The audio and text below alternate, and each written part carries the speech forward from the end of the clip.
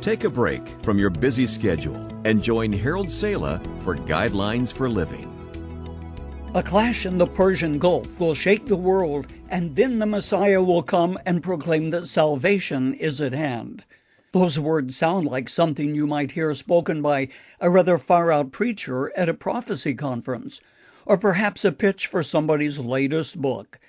But that statement, which contends that a clash in the Persian Gulf will culminate with the coming of the Messiah, came from the lips of a respected Jewish rabbi in the early 1990s. Libavich Rabbi Menachem Schneerson, an influential figure among Israel's ultra-orthodox Jews, made that statement. He was expressing his belief that conflict cannot continue without the direct intervention of the Almighty Himself. How much more so does that scenario look realistic today? It's impossible to pick up a newspaper or turn on the TV without somebody focusing on Israel and her enemies, and how the conflict is affecting life today wherever you are. Almost every day somebody asks, "Are we moving towards Armageddon? Is this the beginning of World War III? Will there be an Antichrist who will appear and untangle the mess that the nations find themselves in?" First, let's focus on the word Armageddon. And once we've established an understanding of what it is, see if the events that confront us right now could presage that great event. Though the word Armageddon is often used in the secular world, it's a term of biblical significance and is found in the context of biblical history. First, notice that Armageddon refers to a literal geographic place, a triangular valley in Israel. Actually, the word Armageddon comes from two Hebrew words, Har and Megiddo, and means the hill of Megiddo.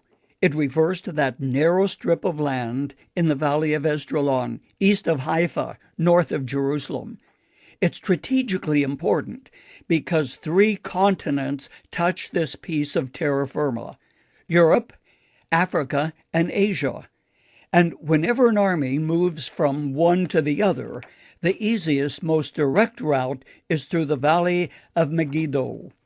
The valley is a natural battlefield, and possibly more blood has been spilled in warfare in this valley than any other battlefield in the world, according to military historians. Gideon fought the Midianites here. Barak met the army of Sisera there. King Josiah was slain in battle there, and Saul met his death at the hands of the enemy right here as well. Napoleon stood on the brow of Megiddo and cried, "All the armies of the world could maneuver here for battle." Second, Armageddon represents the final great conflict in which the nations of the world will gather in fierce battle. It's undoubtedly the most hideous and terrible battle ever fought, and at the crest of that battle, Jesus Christ Himself will return.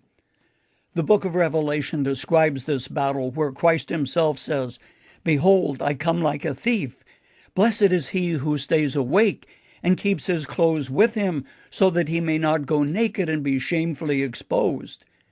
Then they gathered the kings together to the place that in Hebrew is called Armageddon.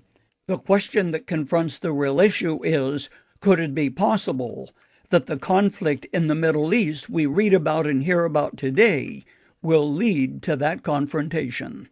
Read Ezekiel 38, and there you will see the countries that you read about in the newspaper today.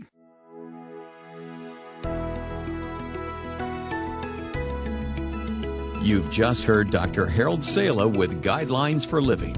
If you'd like to listen to the program again, download a copy, subscribe to our devotional, or view other resources, visit guidelines.org.